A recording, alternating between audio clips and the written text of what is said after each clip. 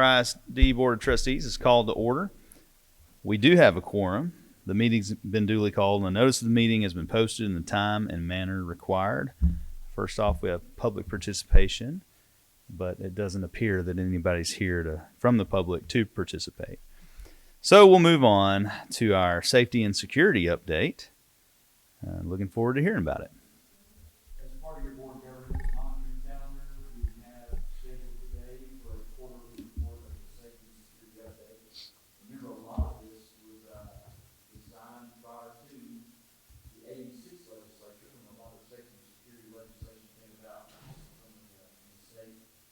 And some of this stuff is actually been codified in the law now. I don't think presenting quarterly has been. However, the state TIC team, we are in compliance with that as far as meeting once a semester and then another one scheduled for the summer. As far as the community, the district actually meets monthly with the state TIC central office. But today we're actually beginning our quarterly report. We have Agent Jeff Millsable here to provide his commentary and report to the board as the director of safety and security for our school. Good morning, President, trustees, Dr. Crawford, thank you very much. Dr. Jones could not make it this morning, so I'll be handling her one slide. Kind of going over, I was here in January, and the biggest thing in January was the use of the grant funds, and I'm happy to report that all of the entrances to all of our campuses now have bullet-resistant film. We're moving into phase 2 with our vendor and 3M, the company that makes this film, on phase 2, and that will be admin buildings and certain campuses that are exposed to elements such as rice on the outside by the computer room where someone could see in or get in there. We've added fences at St. Louis Operations Center so we can lock the gates all the way around because we have a lot of expensive equipment back there.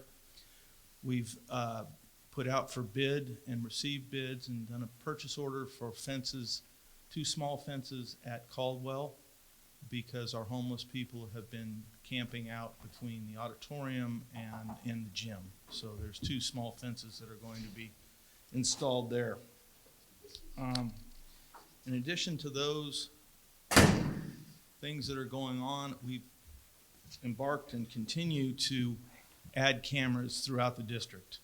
The biggest one is Hubbard Middle School. We added 13 repurposed cameras that were taken from Legacy High School and Tyler High School, so we did not have to purchase those cameras. And we're adding more as we speak right now into the gym at Hogg, the metal building at Hogg. They're doing that today. The biggest thing I've been working on since January is the operations plan. Updating the emergency operations plan and the annexes. Annexes are hazard specific, such as continuing operations, direction and control, train derailments, weather related active shooter and things like that. That will be presented on May the 4th at the St. Louis Operations Center to the School Safety Committee, and we'll go over all of that. It is no longer that huge yellow book that some of you might have seen that's about 6 inches thick and 500 plus pages. Our operations plan has been toned down to about 70 pages and 11 annexes that are hazard specific. So we'll be going over that in May. The 2 things that Dr. Jones wanted to talk about is the Stop It Solutions. That is we'll be replacing the anti-bullying, no bullying zone on all our websites. We are on the process of inboarding and training, and that'll also allow students to anonymously make reports on any kind of a threat, not just a bullying report, but a threat. Crisis Go is also in the onboarding, and we'll be training beginning April the 19th, but that may be delayed 30 days because we're getting to the end of the school. But we have had 2 Zoom meetings with those folks, and it's coming on board, and that is for the threat assessments. It will be cloud-based, and anybody can pull it up. It will travel with our middle school students and our high school students, so we can go back if we have a threat assessment in the 6th grade and don't see them for 5 more years. We can pull that up and it will assist Dr. Jones in her annual report to TEA on the number of threat assessments the district has done throughout the year, and that's in November. And that's basically it. Any questions? Okay. Board, any questions? I have one question regarding the anti-bullying aspect of it, the anti-bullying aspect. Yes. Now, you said students will be able to report it?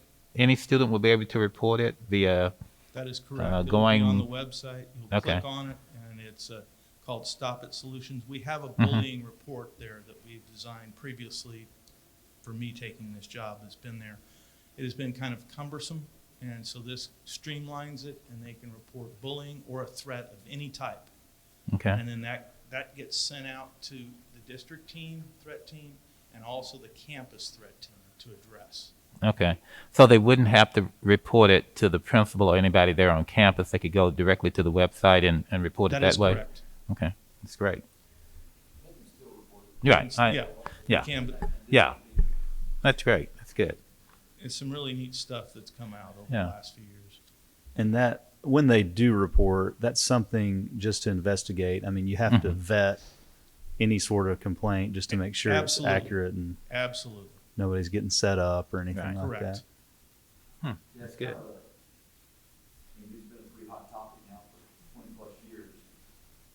As a former administrator, campus administrator, there are some really gray areas. Mhm. Never Yeah. an absolute on this stuff, but it does at least get it to the attention of the administrators if they can look into some of this stuff. A lot of times you find out there's been a little bit of cohabitation in that space, and then it really makes it difficult to go find out who actually started that, so. But we've had some success on that. Yes. Yes. In fact, this morning, we had one, and it was handled within minutes. By the time I sent it to the campus principal, I got a call back, and he said, "We're all over this." How will the kids be notified regarding this particular program? It'll be on the website, and then the Stop It Solutions will come out, and they do kind of an advertising campaign. Okay, It costs the district no money for the first 23 months, and then if we decide we like it, then we'll enter into a contract with them. Stop It Solutions received a grant from the federal government to do this. And great. We reached out for them and said, let's take advantage of this. Sounds good. All right. Great. Okay, back to the fence at Caldwell. Yes. The couple of fences you said in between the auditorium and the gymnasium. Is that where you? Yes. Okay. You'll see a truck parked there on a regular basis. There's a Ford truck there. Yeah, I know exactly where you're You know talking exactly about. where that is. Mhm. So Yep, it'll be in okay. front of that Ford truck with a Okay. gate. Yep. It'll be, so you can still, College. college. And you know where there's a gap between the school Mhm. and the Right. auditorium, and it's kind of a driveway type thing. And so you're saying some people like to camp out there from time to time? Yes, sir, they do. Okay. Almost on a Perfect regular basis. location. And then the other fence is a replacement of a gate that is not functioning. So we're gonna put an emergency crash bar gate also on College, just to the south of where we're gonna put the one there between the two buildings. Okay. Probably wouldn't have to do it if they didn't have folks staying there the entire day. Wow. They stayed there at night and then picked up their stuff. Yeah. We've got school going on, and we use our property every day. Right. Right. Yeah. Yeah. Secure that facility. We've done a really good job with maintenance and facilities. We removed the benches out at the soccer, baseball fields out there where they've been camping out also during the day. Yeah, there's a nice And little removed the garbage cans. grove of cypress trees. I'm sure that Yes. are. And I've spoken to the Healing. neighbors, the developer who has those houses down there, Mhm. about the On people. the west side, Yes, Yeah. we got lots of conversations. Yeah. I'm sure you have. Yeah. Okay. Just a couple other things, Mr. Washington, that are kind of off the board. Just the 87 legislature does have some items that they're looking at. One, that are of interest, I think, to this group on this discussion. One being, is they are trying to tighten up some of the response planning to safety planning, the EOP, or emergency operations plan, specifically on train derailment. Yeah. Did you notice that too? Yes, we never had a train derailment. When I sent it to the Texas School Safety Center last July, they said, you don't have a train derailment, and no one did. So there's an annex now for the train derailment that runs through the city. Kind of how many trains go through, what's on the trains, and what to do in evacuation situation, either Rose Stadium, Mike Carter Field, Pete, or DAEP. So they're covered in that annex.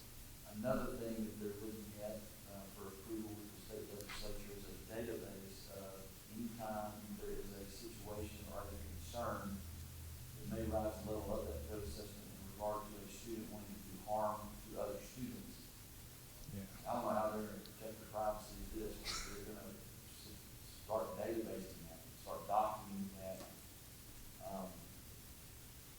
I don't know what the reason is, but that's one thing that's up for discussion now. I'm sure that's Yeah. in your world of keeping track of potential threats for a lifetime. Yeah, that's, Yeah.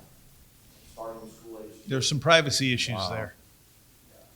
The other thing is that on April 23rd, we'll have a team that's going to meet with some community members that are interested in the possible provisions for a suicide prevention program that's student-led. It's called Hope Squad. If you want to go look that up. It's been very effective in other school systems in Texas and across the country. It's a pretty very sensitive topic, as we can all imagine. But it is a student-led initiative as opposed to adults being started with that. It's about relationships and making sure that kids have agency in school within the student body and membership within the student body. So pretty reputable community member. Yeah. We agreed to take a meeting with them in regard to that. So we're kind of happy to announce that we'll have a meeting at the appropriate time. And any agreements will be probably obviously pressed on to you guys for approval down the road. Certainly part of our presentation if we decide to go with that specific program. Okay, thank you. Anybody else have any comments or questions? All right. Well, we do appreciate the report. Thank you. Yes, sir. Okay, we do have a couple of action items, and I see we're going to consider the approval of an agreement with the Mentoring Alliance for summer camp, and I think I see Mr. Kevin East out there. Yes, sir. Year 7 of what we call our end Rose City Summer Camp. But MA has a new, it's called Summer Camp now. So I'm sure we'll get used to calling it that as well. But we certainly will have an agenda item from the board for what we will be doing this summer, specifically targeting that Japer, Jones Austin, Keith Rain Board pocket, the kiddos that we're wanting to serve above and beyond, along with the traditional sites that we've had, as well as specifically today for maybe any type of commentary or questions you may have of him. And we'll certainly have questions to be answered. We'll answer those questions if you have them for us. Okay. Very excited about Mentoring Alliance, very excited that we actually held it last summer, Rose City Summer Camps effectively with very little challenge as far as the illness goes. Today it looks like we're going to be a whole lot more open this year than we were last year. Continuing the progress that we've had with this extremely important initiative for our students. Okay. Thank you. Any trustees have any comments or questions for Dr. Crawford or Mr. East out there? I have a question. Just at a high level, can you explain what's different this year? Let's not compare it to COVID year, but even the year before. So looks like there's an additional scholarship for targeted kids to make sure that the kids we know need to be there are there. Yeah, that's always been a struggle for us. And during this time is when we get the kids to our summer programming. And so this is an opportunity, we're moving another barrier for kids that might come from some of our high-risk load areas in our school system so that they can experience summer camp. Door-to-door pickups as far as the transportation goes as well. The teaching staff, recalibrating the teaching staff of who's going to go where. 90 minutes of academics for each content rather than the 45 every day. Dr. Hanson's kind of leading that charge, you might want to provide more. So we'll have 90 minutes of math and 90 minutes of reading every day for the students at that specific site. And there will be a specific curriculum that they are going through, whereas in the past, we really left it up to the teacher to, we obviously oversaw it, but we were trying to prevent the summer slide. Now we're really trying to fill in gaps, so there are very specific standards that we want to be addressed with the students, more of an acceleration. We want the students to be ready for the next year. Rather than let's maintain and make sure we don't lose, we know that we're really trying to fill in some really significant gaps. More prescription now than. More very prescriptive and even scripted. And so this additional $500,000, if it really is additional, I'm calling it that. It looks like it is to me, but correct me if I'm wrong. So that's to fund 314 targeted students for for 10 weeks, which is effectively almost the entire summer, correct? Okay. Yeah, and I don't believe it's additional. I think it's what we budgeted. So it's the agreement that we rolled in, that we're rolling into now, with the design. So we did budget this back in August when y'all approved it. So now is just kind of the time we're bringing it to you for the actual approval of what's going to happen during that time. The goal is to have them for the full time, a minimum of 4, because that's what the data shows us is really the most effective. And so we're trying to keep them the whole summer, obviously. We're incentivizing it so that if they come for a certain amount of time, then, we're going to do all the field trips and fun things to try to, make sure that kids continue to stay engaged. And of course, they love the Mentor and Alliance activities. They'll come just for the blow-up slides and stuff. That all sounds very good. I like the doubling the instructional time, a pathway to remove the economic obstacles to participation in these targeted areas. I think that's wise. Thank you. Have a test here, this summer. Also, it's a pilot, to see what potentially lies ahead for us in the next couple or 3 summers as we start receiving some of the federal funding that we're getting. We need to get more kids engaged in our summer program. We talked about that here. And so we really think that this might be a way to test that hypothesis that they're going to remove another barrier, they're going to remove a transportation barrier, or remove a cost barrier, but then double down on active construction. Yeah. Just comment. I didn't know if you want me to talk at all here. Good to see y'all again, by the way. Reverend Hager, my friend Fritz, as you asked, I think it's a great point that Dr. Hanson's been working with our team. Dr. Crawford's made it clear over the years, it's not just about doing great camps in this community at an affordable price. We've got to get the right kids there. And so what this is targeted to this year is the 314 kids, although our highest price for a week of summer camp is $149, which is significantly less than anything you'll see in town, all the way down to scholarships of $29 a week. This is saying for these 314, they are VIP, no cost to them, so there's no barrier for them to come, so we can get the right kids getting ample instruction time for multiple weeks of the summer to try to help deliver them back into the fall. Having not just not slidden, but actually caught up more is the goal this year now. So that's where that's coming from. 314, you come up with that number, or is that just going to have language? It's the round number that we gave you in the proposal. Not to try to get all biblical. Yeah. I could come up with a reference real quick if you'd like. No, it's part of the proposal there. That's right. Thank you. It's good to be here. I have my, for those who don't know, I have my last round of chemo next week for cancer that I found out I had June 15th, 2020. So it's been a long 10 months, and God has sustained my body, which I'm grateful for.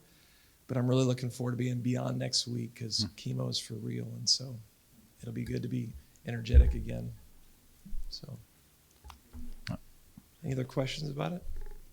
I'd just like to make a comment in regards to, I'm very pleased to see the structure of it, and apparently there was a cost associated with it in the past. Okay, because I know some of the parents I talked to about the program was concerned about the cost and if there would be a cost, so this is great. I think that'll relieve some of their concern, as well as the transportation. I think that's going to definitely benefit the program a whole lot. So looking forward to it. Mr. Newsom, I don't know you, but that is a good point that I would emphasize as well. We fundraise well into the millions of dollars to be able to provide, after school programs, volunteer mentors, and the oversight of those, as well as these summer camps. This is kind of going above and beyond that. So charging $149 all the way down to $29, we have scholarships at all the locations that we do.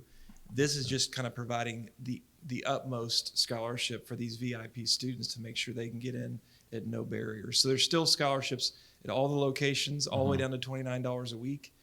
And there's plenty of those, but this just goes above and beyond that as well. Now, how many locations do we have within the district? We have That's 4 fine. this summer in the district. How many? 4. 4? Okay. Great. And we're doing 2 meals, is that correct? Breakfast and lunch? Great, okay. And then if they stay for the aftercare, there's usually a snack as well, provided usually by the East Texas Food Bank. It's fruit, and kids love bananas. It's the craziest thing. It's like one of their favorite parts of the day is bananas. My kids love the bananas. They're like, this is the best thing ever. So You said it was good to see us. It's especially good to see you and Thank to see you looking as healthy as you are. You've weathered this last year in an amazing way, so it's good Thank to see you. appreciate that, Fritz. Absolutely. Proud of the work that y'all do in the community and in the district. And, I'm a huge proponent. And just as a personal side note, my relationship with my mentee has really come a really, really, really long way. That's awesome. I mean, it's pretty incredible. I see him every day, That's every awesome. single day. Wow. And he's part of the family. That's So incredible. for anybody out there that might be listening, get involved with the Mentoring Alliance in some way. So anyway, I do appreciate it. And anybody else have any questions or comments? Okay. Well, then I'll go ahead and entertain a motion on item A. Mr. President, I move that we approve the contract with the Mentor Alliance as submitted by administration. Thank Second. you. Do I have a second? Okay. Thank you. All in favor say aye. Aye. Aye. All opposed? Ayes have it, and the motion carries. Thank you for coming, Mr. East. Okay. Next, we have consider approval of Head Start supplemental funding application for the 2021-2022 school year. Dr. Crawford? I'm going to defer to Mr. York and Dr. Hanson to take us through these next 2 items. This is really just one of the amendments that we have to do, when we decide to change how we spend the money, or if we have additional funds that come in, if they change the contractual agreement of the original, so, yeah. Okay. Any questions or comments? Anything notable in regard to this, or is it all pretty standard? Pretty standard. Pretty standard year to year? Okay. Standard when you're dealing with the bureaucracy that is some of the federal funding that we have. Okay. Any comments, any questions before I entertain a motion? Then I'll go ahead and entertain a motion to approve item B. I move that we approve item B. Thank you, Dr. Nation. Do I have a second? Second. All right, Ms. Atkins. All in favor say aye. Aye. All opposed? Okay, motion carries. The ayes have it. We're going on to item C, which is approval of amendment to Head Start grant for COVID-19 one-time application for the 2020-2021 school year. What do we have here?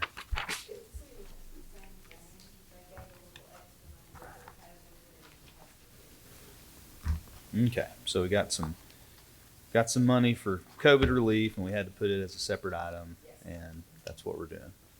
Okay. Any discussion, questions, comments? Okay, hearing none, I'll go ahead and entertain a motion to approve item C. I'll move to approve item C. Thank you, Mr. Burkeville. Do I have a second? Second. All right, Mr. Newsom. Any opposed? All in favor say aye. Aye. Sorry. Any opposed? Got ahead of yourself. I did get ahead of myself. Okay. Motion carries. The ayes have it. We're moving on to our discussion item about a TASB localized policy for first reading. TASB recommended adjustment to DEA local. Our recommendation is to actually replace the policy, actually replace it, I think during the first part of COVID, correct? It was to be eligible for FEMA funding. And then you turn back around, they've changed the FEMA rules, and we are not eligible for FEMA funding in regard to this. Tasha, you provide your commentary on top of that. Well, basically, we had to put this in during the, last March. And it allowed for the food service workers, when they had to go hand out meals, to get premium pay. Supposedly to be reimbursed by FEMA, but this didn't really work. So they recommended we take it out. And if we want to pay premium pay in the future, we can, we just don't get reimbursed by it, Okay. which I don't think we can. And this is a first reading, so Yeah, if Per- you have any questions or concerns about it, call me and we'll get you the right people. I can actually explain it further. One of those deals where TASB within a year has made a change to their own recommendation. So sometimes it's frustrating. okay. Well, we'll take a look at it, and if we have any questions, we'll reach out. All right, well, we'll go ahead and move into executive session then You don't anticipate any action. with no action to follow.